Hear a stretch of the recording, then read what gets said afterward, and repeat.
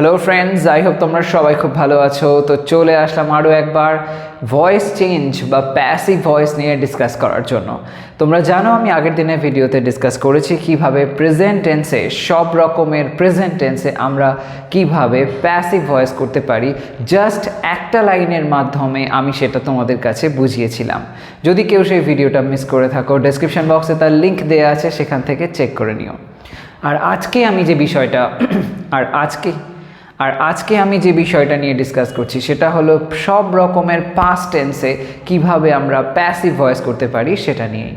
তবে এই প্রসঙ্গে বলে রাখি যে সব রকমের পাস্ট টেন্স অর্থাৎ পাস্ট টেন্সের যে চারটে ভাগ হয়, যেমন simple past tense, past continuous tense, past perfect tense আর পাস্ট পারফেক্ট কন্টিনিউয়াস টেন্স, এর মধ্যে পাস্ট পারফেক্ট কন্টিনিউয়াস টেন্সটাকে বাদ দাও, কারণ ওই টেন্সটার ক্ষেত্রে যেরকম আমি প্রেজেন্ট পারফেক্ট কন্টিনিউয়াসের ক্ষেত্রে বলেছিলাম, সেরকমই পাস্ট পারফেক্ট কন্টিনিউয়াস টেন্সের ক্ষেত্রেও প্যাসিভ ভয়েস করার কোনো মানে থাকে না। একেবারেই জিনিসটা সেরকম ইউজফুল হয় না যদি করা যায় সেক্ষেত্রে। অ্যাকচুয়ালি সেই কারণে আমরা এর কোনো নির্দিষ্ট ফরম্যাট ফলো করে এটাকে আমরা করি না, কারণ অলরেডি খুব লেংদি, সেই জন্য এটাকে আর প্যাসিভে নেওয়ার কোনো ইউজ থাকে না, সেই জন্য এটা প্যাসিভে আমরা ধরি না। বাকি যে তিনটে টেন্স পাস্টের মধ্যে রয়েছে, অর্থাৎ past continuous tense, past perfect tense আর পাস্ট ইনডেফিনাইট টেন্স, সেই টেন্সগুলোকে আমরা প্যাসিভ ভয়েসে পরিবর্তন করতে পারি। জাস্ট একটা লাইনের মাধ্যমে আমি টোটাল এই পাস্ট টেন্সের যে তিন রকম টেন্সের পরিবর্তন হয় এবং তার সাথে মোডালের ক্ষেত্রেও কিভাবে আমরা এই ধরনের চেঞ্জগুলোকে আনতে পারি, সেটাই আজকে এখানে আমি ডিসকাস করছি। জাস্ট একটা লাইনের মাধ্যমে বিষয়টা তোমরা বুঝে যাবে। ওকে, তো ঠিক যেরকমভাবে আগের দিনকে আমরা দেখেছিলাম আজকেও সেরকমভাবেই করা যাক। তো আজকে সবার প্রথমে simple past tense, simple past. আচ্ছা, এই যে সিম্পল পাস্ট টেন্স, এই সিম্পল পাস্ট টেন্সে আমরা একটা লাইন প্রথমে ভেবে নিই, একটা খুব সিম্পল একটা লাইন। ওকে ফাইন, হি টুক ইট, সে এটা নিল, সে এটা নিল, হি টুক ইট। ওকে, হি হচ্ছে সাবজেক্ট এখানে, সেই অর্থে নিল বলা হয়েছে, করলো, খেলো, গেল, এই ধরনের সেন্স মানে সেটা হয়ে যায় ভার্বের সেকেন্ড ফর্ম। তো সেই সেন্সে আমরা টেক ভার্বের সেকেন্ড ফর্ম টুক ব্যবহার করলাম এবং তারপরে অবজেক্ট রাখলাম ইট। তো সেই লাইনটা এখানে লেখা যাক। ফার্স্ট এক্সাম্পলটা এখানে লেখা যাক, হি টুক ইট। এই যে লাইনটা, এটা সিম্পল পাস্ট টেন্সে বোঝাচ্ছে, একদমই অ্যাসার্টিভ ফরম্যাটে রয়েছে, সাবজেক্ট ভার্ব অবজেক্ট অর্ডারে আছে, তারপরে একটা ফুল স্টপ আছে। এই লাইনটাকে যদি আমরা প্যাসিভ ভয়েস করি সেক্ষেত্রে কি করতে হবে? তোমরা জানো যখনই আমরা ভয়েস চেঞ্জ করি তখন ভয়েস চেঞ্জের যেটা বেসিক রুল, সাবজেক্ট আর অবজেক্টের স্থান পরিবর্তন হয়, সেটা আমরা এখানে অবশ্যই প্রথমে করব। ইট যেটা এদিকে রয়েছে অবজেক্ট, সেটাকে প্রথম দিকে নিয়ে আসতে হবে, ইট নিয়ে আসলাম। আর এদিকে যেটা হি রয়েছে সেটা ওদিকে চলে যাবে। হি যখন অবজেক্টের জায়গায় চলে যায় তখন হি হয়ে যায় হিম। তো সেটা এখানে আমরা লিখব, হিটা হয়ে যাবে হিম, তার আগে একটা বাই বসবে, বাই হিম হলো। এইবার এখানে এই যে টুক শব্দটা রয়েছে, এটার একটা বিশেষ পরিবর্তন হবে। আমরা যদি সিম্পল প্রেজেন্ট টেন্সের কথা ভাবি, সেখানে আমরা দেখেছিলাম যে সিম্পল প্রেজেন্ট টেন্সে মেইন ভার্বের ফার্স্ট ফর্ম থাকে, কারণ সেটাকে বলা হয় প্রেজেন্ট ফর্ম। এখানে আমরা সিম্পল পাস্ট টেন্স করছি, তাই জন্য এখানে মেইন ভার্বের যেটা পাস্ট ফর্ম সেটা ব্যবহার করা হয়েছে।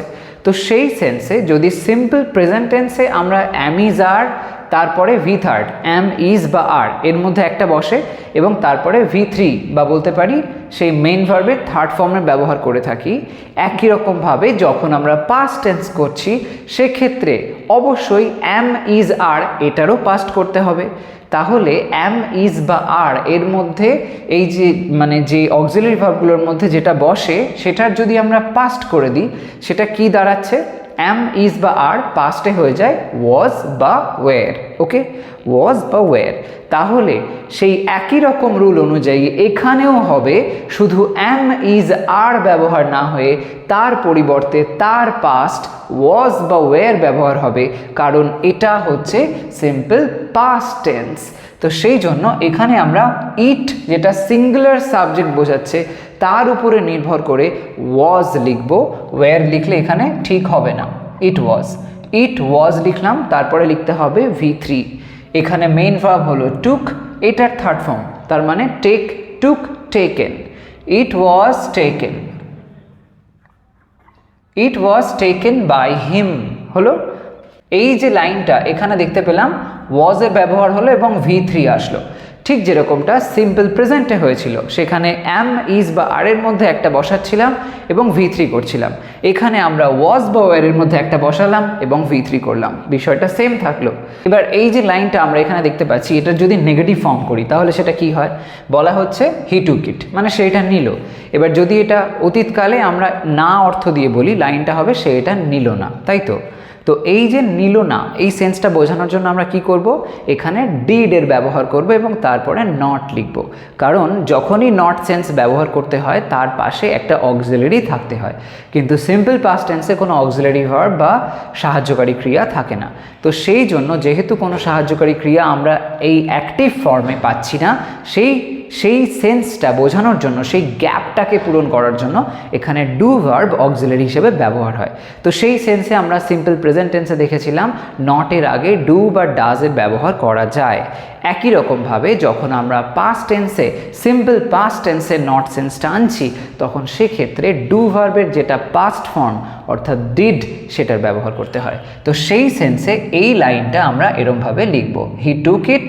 তো লিখব he did not, he did not. Took এখানে হয়ে যাবে টেক, কারণ এখানে এর যে টেন্সটা, এর যে পাস্ট ফর্মটা, সেটা ডিড দিয়ে বোঝানো হচ্ছে, তাই জন্য ওটা আর লেখার প্রয়োজন নেই। সেখানে টেকটাই হচ্ছে এখানে ব্যবহার হয়ে যাবে, যেটা হলো ভার্বটার ফার্স্ট ফর্ম। ওকে, তো he did not take it, সে এটা নিল না। এই যে লাইনটা এখানে লেখা হলো, এবার যদি আমরা এটাকে প্যাসিভ করি তখন কি করতে হবে? বিষয়টা একদম সিম্পল। আগে যেরকম লাইনটা লিখেছো সেটার যে প্যাসিভ করেছো, এখানেও এক্স্যাক্টলি একই রকম করতে হবে, শুধু ওই নট সেন্সটাকে জুড়ে দিতে হবে, আলাদা কিছুই নয়। এই যে ডিড এর ব্যবহার করেছি এটা নিয়ে ভাবতেও হবে না। বিষয়টা হলো simple past tense, simple past টেন্সে প্যাসিভ করব, তার মানে সেই ওয়াজ ওয়্যার এবং তারপরে V3, এই যে রুলটা সেটা মাথায় রেখেই লাইনটাকে করব এবং সেই অনুযায়ী ইট প্রথম দিকে আসবে, তারপরে ইটের পরে ওয়াজ ব্যবহার হবে যেরকমটা আগে হয়েছিল, তারপরে এই যে নট অর্থটা রয়েছে এই নটটাকে ওয়াজের পরেই বসিয়ে দেবে। ওয়াজের পরেই বসিয়ে দাও ইট ওয়াজ নট। তারপরে এখানে ছিল টেকেন, এখানেও একই রকমভাবে টেকেন লিখে দাও, টেকের থার্ড ফর্ম, তারপর বাই, আর হিটা হয়ে যাচ্ছে হিম। এরকমভাবে হয়ে গেল। এবার যদি বলো কেন এখানে ডিডের ব্যবহার হলো না, তাহলে এর উত্তরটা খুব সহজ। আমি কি বললাম, ডিড এখানে কেন আসলো? কারণ নট একা বসতে পারে না, তার পাশে অক্সিলারি লাগে। যেই আমি প্যাসিভ ভয়েস করছি তখন অলরেডি অক্সিলারি চলে আসছে, তাহলে আর আলাদা করে কেন ডিড দেব? ডিড এখানে ইউজলেস হয়ে যাচ্ছে, তাই ডিডটা উঠে যায়। ওকে, তারপরে নেক্সট ওয়ান, যদি এটা এরম হয় যে এখানে এটা প্রশ্ন করা হচ্ছে, তাহলে সেক্ষেত্রে কেমনভাবে হবে? একদম সিম্পল ব্যাপার, আলাদা কিছুই নয়, যা আছে সেরকমভাবেই করতে হয়। পার্থক্যটা শুধু এটা, ওই প্রশ্ন চিহ্নটা আর সবার প্রথমে অক্সিলারি আসবে, এইটাই হচ্ছে ব্যাপার। তো যদি এটা আমরা প্রশ্ন করি, লাইনটা কেমন হবে? হি টুক ইট, তো সে এটা নিল। আমরা প্রশ্ন করতে পারি সে কি এটা নিল, এরকম সেন্সে যদি বলি তাহলে কি হবে?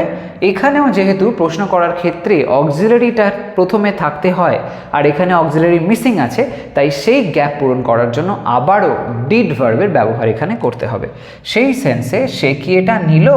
Did he take it, did he take it, সে কি এটা নিল? তো এটা আমরা যেই আবার পাস্ট টেন্সের সিম্পল পাস্টের রুল অনুযায়ী যেই এটাকে প্যাসিভ করব, ফরম্যাটটা একই আসবে। তোমরা দেখছো এখানে ইট ওয়াজ টেকেন বাই হিম রয়েছে, কিন্তু যেহেতু প্রশ্ন করছি তাই জন্য ইট ওয়াজ এই সেন্সটা না লিখে উল্টে দেব, ওয়াজ ইট এরকম করতে হবে। কারণ প্রশ্নের ক্ষেত্রে অক্সিলারিটা প্রথমে রাখতে হয়। ওয়াজ ইট করলাম, তারপরে এখানে যেরকম আছে সেম ম্যাটারটাই এখানে লিখে দাও, ওয়াজ ইট টেকেন বাই হিম, তারপরে শুধু জিজ্ঞাসা চিহ্নটা বসবে। এখানে ফুল স্টপ ছিল আর এখানে জিজ্ঞাসা চিহ্ন।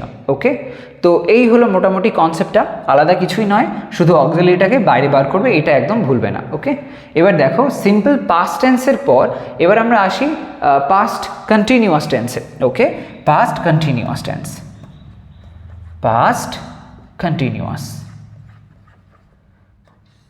পাস্ট কন্টিনিউয়াস টেন্সের ক্ষেত্রে যদি আমরা এই লাইনটাকে লিখি কেমন হতে পারে? হি টুক ইট, সে এটা নিল, এইটা লেখা রয়েছে। এটা যদি পাস্ট কন্টিনিউয়াসে করি কি বলবো আমরা, এটা বাংলায় লাইন হলে এরকমভাবে বলবো যে সে এটা নিচ্ছিল, তাই তো, সে এটা নিচ্ছিল মানে কাজটা চলছিল এরকম একটা সেন্সে। তো সে এটা নিচ্ছিল যদি লিখি লাইনটা হবে এরকম, হি ওয়াজ, টেক থেকে হয়ে যাবে টেকিং ইট, হি ওয়াজ টেকিং ইট, সে এটা নিচ্ছিল। এবার আমি তোমাদেরকে আগের দিনই বলেছি যখনই দেখবে আইএনজি সেন্সটা আসছে তার মানে জানবে প্যাসিভ করব মানে বিইং আসবে, আলাদা কিছুই নয়। আমরা যখন প্রেজেন্ট কন্টিনিউয়াস টেন্স দেখেছিলাম সেখানে দেখেছিলাম অ্যাম ইজ আরের ব্যবহার হয়, অ্যাম ইজ বা আর এর মধ্যে একটা বসে, তারপর বিইং আসে, তারপরে ভার্বের থার্ড ফর্ম বসে। এইটা হচ্ছে প্যাসিভের রুল যখন আমরা প্রেজেন্ট কন্টিনিউয়াস টেন্সে করছি। এবার যদি আমরা প্রেজেন্ট কন্টিনিউয়াস টেন্সে অ্যাম ইজ আর ব্যবহার করি, পাস্ট কন্টিনিউয়াস টেন্সে তার পাস্ট ব্যবহার হবে, তাহলে অ্যাম ইজ বা আর এর পাস্ট হয় ওয়াজ বা ওয়্যার, ঠিক যেরকমটা এখানে হয়েছে এক্স্যাক্টলি সেম এখানেও হবে। তো সেই অর্থে যদি তোমরা একটা টেন্সের গ্রুপকে ভালোভাবে বুঝে যাও পরেরগুলো কিন্তু নিজের থেকেই করা যায়। আমি ঠিক এরকমভাবেই করতাম। আমি যখন ভয়েস চেঞ্জ শিখছিলাম আমাকে যখন প্রসেসটাকে বোঝানো হলো তারপরে আমি প্রথম সেটটাকে বোঝার পর আমি নিজের মতন করে ক্যালকুলেট করে সেকেন্ড অর্থাৎ পাস্টের ফর্মটা এবং ফিউচারের ফর্মটা অ্যাপ্লাই করে আমি করেছিলাম, এবং তারপরে দেখলাম যে এক্স্যাক্টলি যেরকমভাবে আমি প্ল্যান করে ওটাকে করেছি মানে লাইনগুলোকে লিখেছি বা হচ্ছে বলতে পারি যে ফরম্যাটটা তৈরি করেছি সেটা একদমই কিন্তু বইয়ের সাথে মিলে গেল। তো আমি বেসিক্যালি এরমভাবেই শিখেছি, প্রেজেন্টের ফর্মটাকে বুঝেছি, বোঝার পরে এটাই জাস্ট সিম্পল একটা ক্যালকুলেশন করেছিলাম যে যদি প্রেজেন্টের ফর্ম বসে পাস্ট মানে তো পাস্টের ফর্মগুলো বসবে, আর ফিউচার মানে তো ফিউচারের ফর্মগুলো বসবে, আলাদা কিছুই তো নয়, বিষয়টা তো সেম থাকছে, শুধুমাত্র সময়কালটা পাল্টে যাচ্ছে। তাহলে আমি শুধু যদি প্রেজেন্টের ফর্মটাকে চেঞ্জ করে পাস্ট করে দিই তাহলেই হয়ে গেল পাস্টের ভয়েস, প্রেজেন্টের ফর্মটাকে চেঞ্জ করে ফিউচার ফর্ম করে দিলাম তাহলে ফিউচার হয়ে গেল।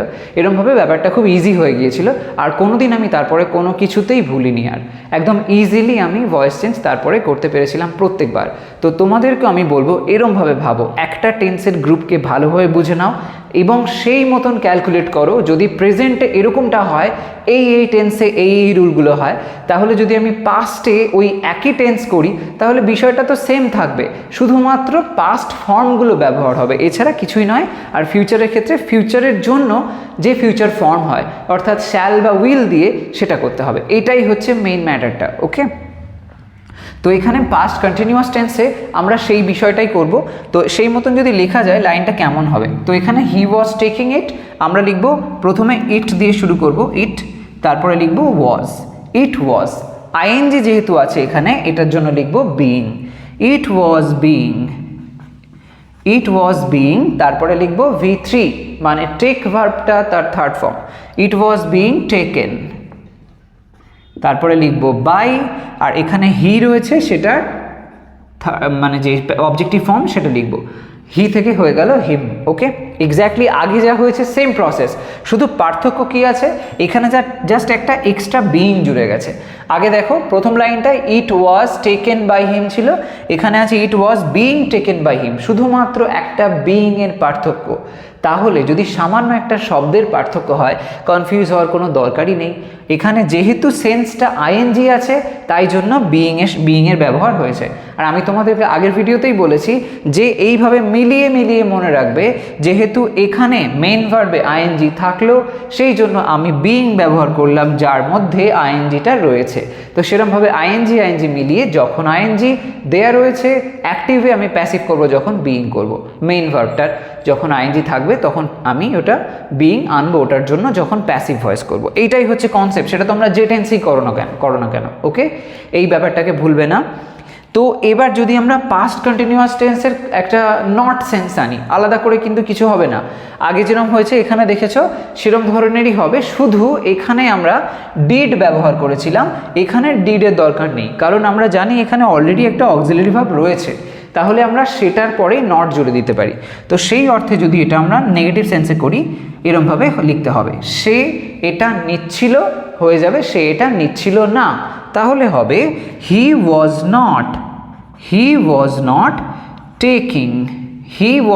টেকিং ইট, সে এটা নিচ্ছিল না। এইটাই আসবে বিষয়টা। এবার যদি আমরা এটাকে প্যাসিভ ভয়েস করি, কি করতে হবে? হি ওয়াজ নট টেকিং ইট রয়েছে, আমি যেই এটাকে প্যাসিভ করব তখন সেক্ষেত্রে এই প্রথম লাইনটা যেরকম করেছি, it was being taken by him, সব সেম থাকবে, শুধুমাত্র এখানে একটা নট জুড়ে যাবে, আলাদা কিছুই নয়। হি ওয়াজ নট টেকিং ইট হয়ে যাবে ইট ওয়াজ নট, তারপরে বসবে বিং, টেকিং থেকে হয়ে যাবে ওটা টেকেন, তারপরে দেব বাই, আর হিটা হয়ে যাবে হিম। হলো it was not being taken by him, এরকমভাবে হয়ে গেল। তাহলে এখানে বিং এর ব্যবহারটা লক্ষ্য করলাম, নট আসলো আর ওয়াজ এর ব্যবহার হলো। খেয়াল রাখবে যদি আমরা এখানে যেমন ইট ব্যবহার করেছি, ইট যেহেতু সিঙ্গুলার তাই জন্য ওয়াজ হয়েছে, যদি এটা প্লুরাল হতো তাহলে আমরা ওয়্যার লিখতাম। ওকে, আচ্ছা, এবার এটা যদি আমরা প্রশ্নের ফরম্যাটে ফেলি, ঠিক যেরকমটা আগে হয়েছে, এখানে ডিড হি টেক ইট করেছিলাম, এখানে সেরকম করতে হবে না কারণ অক্সিলারি অলরেডি আছে, তাই জন্য আমরা এখানে অক্সিলারিটা দিয়েই লাইনটাকে লিখতে পারি।